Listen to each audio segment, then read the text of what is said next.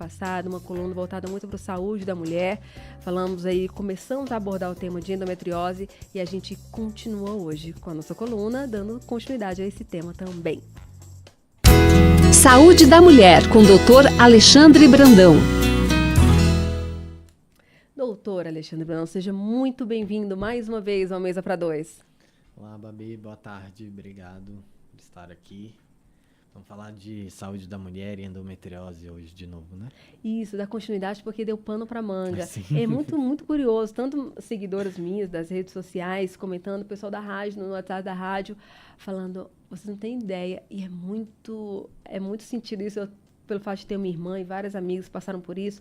Olha, eu não sabia disso até que eu ter 40 anos. Aí a outra, olha, minha filha sofre com isso, é um bom alerta, porque a gente não acha que é normal, porque foram ensinados pra gente que é normal. E essa questão da dor, e achar que é normal mulher sentir cólica e sentir dores até incapacitantes, porque imagina, deve chegar no seu consultório caso assim, né, doutor Alexandre, que as pessoas não conseguem nem trabalhar, ir pro colégio. Eu tive uns episódios assim, de não conseguir ir pro colégio, de tanta dor. E o pessoal acha que isso não faz parte dessa puberdade, faz parte da vida da mulher. Não é assim. Esse é um grande problema, né? Eu vejo muitas pacientes, eu já tive pessoas da minha família também, e que deixaram de fazer as atividades, deixaram de ir para a escola, para a faculdade, para o trabalho, e isso impacta muito a vida da mulher. Os sintomas começam geralmente ali no final da adolescência, início da vida adulta, quando a mulher está se preparando para entrar no mercado de trabalho, no início da sua vida no mercado de trabalho, passa a ter dores incapacitantes, deixa de trabalhar, deixa de estudar, deixa de fazer atividades de lazer também. E isso é muito impactante, é muito ruim, e a gente precisa cuidar muito da saúde dessas mulheres e também da saúde mental delas, né? Lembrar sempre da paciente como um todo, não é só um útero que tem cólica, é uma pessoa que está ali. E uma coisa que me chamou a atenção na semana passada, eu acabei não perguntando, que o senhor falou assim, fica muito forte, depois toma um remédio, vai melhorando, melhora um mês, melhora, depois volta de novo. A dor forte não é necessariamente todo mês tem que estar sentindo uma dor muito forte. Ela pode oscilar? Existem alguns fatores que fazem piorar, né? Então, a gente tem que entender dentro de um contexto. Algumas mulheres podem sentir mais dor em um mês, sentir menos no outro. Isso às vezes pode estar influenciado pelas lesões intraabdominais, por exemplo. Se uma mulher tiver uma endometriose com uma aderência, uma lesão mais próxima ao ovário esquerdo, se naquele mês ela ovular no ovário esquerdo, ela pode ter mais dor. Meu pai do céu, ainda tem isso. Aí do outro mês ovulou do ovário direito, não teve tanta dor assim. Porque isso só acontece.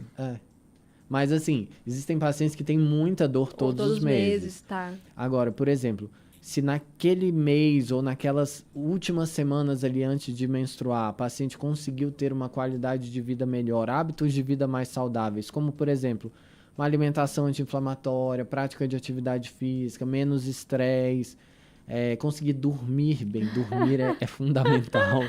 Se ela consegue ter isso, às vezes pode ser o suficiente também para ter menos sintomas. E o intestino, se o intestino estiver funcionando mais regulado, melhor, isso também ajuda muito a melhorar os sintomas. Então, assim, são várias questões que vão influenciar no resultado final da dor, né? Uma outra dúvida que eu tinha sobre sintoma, tem relação com um fluxo muito grande, um fluxo muito pequeno? Sei lá, mulheres que têm endometriose tendem a ter um fluxo maior, ou não tem relação? Sabe, essa pergunta é ótima, porque assim, são duas situações que as pacientes perguntam. É sobre a questão do fluxo. O fluxo está relacionado com um tipo de endometriose, que é a adenomiose, que é a endometriose no útero. A gente fala que assim, a adenomiose é endometriose, mas é endometriose com o endereço certo, o útero. Quando ela está no ovário, a gente fala de endometriose ovariana. Os outros locais a gente acaba que chama de endometriose, sem tanta especificação assim. E quando tem a adenomiose, geralmente o sangramento é muito mais intenso, coisa de 7, 10 até 15 dias sangrando. Isso não é raro, pacientes com adenomiose falarem que sangraram 10 dias, 15 dias com fluxo intenso. E aí essa paciente passa a ter anemia, e aí fica mais cansada, rende menos nas atividades normais do seu dia a dia. Seja atividade física, trabalho, seja subir uma escada, chega no final da escada já está assim, sem ar mesmo, porque está com uma anemia muito severa causada pelo sangramento devido à adenomiose, que é um tipo de endometriose. E aí outra coisa que também não tem que não existe essa relação tão forte, que a gente também tem que falar para as pacientes, é assim, ó. Lesões muito grandes não significam que a paciente vai ter muita dor. Porque às vezes a paciente faz um exame e mostra que tem uma lesão pequenininha. Ou, entre aspas, esse pequenininha, pelo amor de Deus. Eu porque, sei, né? eu sei. Tudo é dor, Mas tudo é lesão. Uhum. essa lesão pequena, ela não é proporcional ao tamanho da dor. Existem pacientes com lesões grandes que têm pouca dor. Tem pacientes com lesões pequenas que têm muita dor. A dor, ela está relacionada à inflamação da endometriose. E a inflamação não está diretamente relacionada ao tamanho da lesão. Olha, como é complexo. Por isso que não tinha diagnóstico fechado. 2 mais 2, assim, ó, tem isso, e logo tem endometriose. É uma conversa, depende dessa conversa, depende desse histórico, depende de exame. Mas o principal é cólica menstrual incapacitante. Se tem, investiga. Na dúvida, é melhor ir ao especialista, é melhor começar um tratamento, porque às vezes a gente começa o tratamento e a mulher melhora dos sintomas, já é mais uma coisa falando a favor de que o diagnóstico é de endometriose e que está certo fazer o tratamento e que tem que seguir com ele. Maravilha. Eu tenho tanta dúvida disso, mas eu não sei nem por onde começar minhas dúvidas. Vamos lá.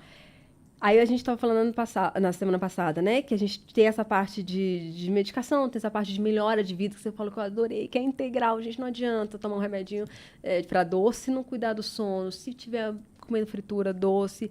E eu sei que é difícil, porque a situação já está cansada, está cansada. Você vai pensar em fazer uma salada 10 da noite, picar um negócio ali, comer um grelhada. Eu sei que é difícil, mas assim, é necessário para a gente no futuro para tratar isso, que é uma dor absurda.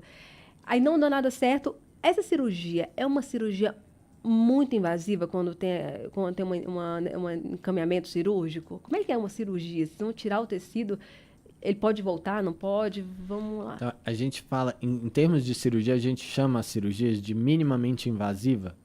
São aquelas cirurgias realizadas por vídeo, que são aquelas pequenas incisões, e aí pode ser a laparoscopia ou a robótica, pensando em endometriose. Oba, já tem robótica? Tem robótica para endometriose, e com um resultado muito bom. E a recuperação dessas pacientes é mais rápida, porque são pequenas incisões, por onde entra a câmera e as pinças, e por onde a gente faz a cirurgia em si.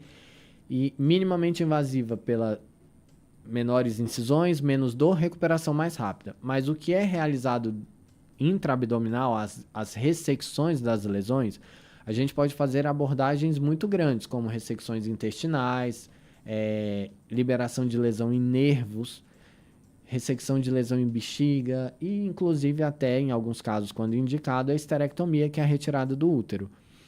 Então, a gente tem que entender que é uma cirurgia, pode ser uma cirurgia muito grande, de grande porte, extremamente complexa, mas realizada de uma maneira minimamente invasiva, com alta para casa precoce, com uma recuperação mais rápida. Uau! E em caso não tire o útero como um todo, vocês tratam aquela parte lesionada, ela pode voltar? Essa pergunta da endometriose voltar, ela é a mais frequente no consultório quando a gente fala em cirurgia. Eu tô fazendo atendimento aqui. Não, perfeito, tá ótimo. O que acontece? A gente fala que a endometriose, em alguns casos, ela nem vai embora. Porque, por exemplo, imagina que a paciente tem lesões na parede do útero. Como se fosse, imagina que a endometriose está no tijolinho da parede do útero. E existe um tipo que é a adenomiose difusa. Então, são todos os tijolinhos da parede do útero tem um pouquinho de adenomiose. Se aquela paciente quer engravidar, a gente não vai tirar o útero. Como ela tem a adenomiose difusa, a gente não vai tirar a adenomiose. Só que nós vamos fazer a ressecção de todas as lesões que ela tem, todas, preservando o útero, para ela poder engravidar. Fazendo a ressecção de todas essas lesões, diminui muito o processo inflamatório dela. E aí aumentam as chances dela conseguir engravidar. Nesse caso, ela vai continuar com a endometriose. Por isso que a gente fala também em manter o tratamento clínico sempre, mesmo realizando a cirurgia. Porque o tratamento clínico ele serve para melhorar os sintomas, mas ele serve para diminuir a chance da endometriose voltar no pós-operatório. Ai, é complexo demais. Eu acho que vale um capítulo à parte só sobre essa questão da infertilidade também, que eu acho que a gente tem muitas mulheres investigando, muitas mulheres em sofrimento. E aí é engraçado, né, doutora Alexandre? Engraçado caramba, assim, é dolorido, porque as pessoas acabam tendo 2 processos de sofrimento, assim, tem a cólica e tem não conseguir engravidar. Assim, elas devem chegar com uma queixa no seu consultório, assim, de uma fragilidade muito grande, né? Assim, eu tive vários amigos que estão nesse processo de tô tentando engravidar e todo mês a menstruação desce com dor. Isso é um duplo sofrimento. Eu falo muito sobre essa questão de contextualizar a história daquela paciente. Isso que você falou dela querer engravidar e não conseguir ter a dor, a gente tem que entender o contexto dessa mulher. Ela tem cólica menstrual há muitos anos, que é o normal da endometriose. Ela passa a ter, muitas vezes, dor na relação, dor pré-evacuar. Às vezes ela não consegue ter relação sexual direito por causa da dor e acaba que quer engravidar, não consegue engravidar. Em algumas situações, a mulher se coloca numa situação em que ela tem a relação sexual sem ter vontade e não consegue engravidar. E a gente tem que entender essa mulher como um todo, não é um útero que está com cólica, é uma pessoa que está ali, precisa ser atendida como um todo e fazer uma abordagem multidisciplinar. E aí, muitas vezes, essa abordagem vai incluir, no caso da infertilidade, um médico especialista em reprodução humana, mas nesse contexto de estresse tão grande, a gente tem que incluir, muitas vezes, um psicólogo. Quando a gente fala de dor na relação sexual, uma ferramenta que ajuda muito é a fisioterapia pélvica, então muitas vezes a gente inclui o fisioterapeuta. A parte da alimentação e da atividade física também ajuda demais, inegociável. Inclusive, eu tive uma pergunta agora há pouco no Instagram, que eu coloquei, né, que a gente ia conversar, perguntando sobre atividade física e alimentação. Gente, hábitos de vida saudáveis, todos eles sempre estão indicados. A alimentação e a atividade física, eles ajudam muito a melhorar esses sintomas, mas a gente também tem que ajudar a paciente a conseguir isso, porque quando a gente chega 7, 8, 9 horas da noite em casa para fazer uma salada, não é fácil. Não, né? Tem que virar hábito. Mas tem que virar hábito. Tão trabalhosa, mas assim... Eu até falo assim, ó... Tem gente consegue? Ou é casa de perreira, espelho de pau? Vamos lá. Então, sabe, o que eu faço muito mesmo é assim, ó. Sempre eu faço questão de ter múltiplas cores no meu prato na hora do almoço. Sempre, isso é obrigatório. Café da manhã sempre tem fruta. Então, nisso daí eu já garanto no mínimo 2 porções de vegetais no meu dia. Mas eu sempre nos lanches eu tento comer alguma fruta. E em casa eu sempre como uma fruta depois do jantar. Às vezes no jantar, né, legumes, uma saladinha ali, às vezes é um pouquinho mais difícil, depende do horário que eu chego em casa e tudo. Mas se dá, eu pego o que tá na geladeira do almoço, jogo ali um azeitezinho, dá um jeitinho e tal, mas tem que garantir o vegetal, porque essas porções são importantes. Meio pequenininhos, mas contínuos, né? Essa continuidade que é o segredo. Eu tô aqui com um monte de dúvida, mas é bom que a gente vai estar com o mês inteiro com você. Que vontade de ficar perguntando tudo, mas não dá. Meu tempo de consultório acabou. A gente se encontra daqui a 2 semanas ao vivo, mas você vai participar da semana que vem aqui gravado, falando sobre mioma. Vai ser muito bom também difundir mais informações sobre esse tema. Até mais. Ótimo, obrigado. Saúde da Mulher, com o Dr. Alexandre Brandão.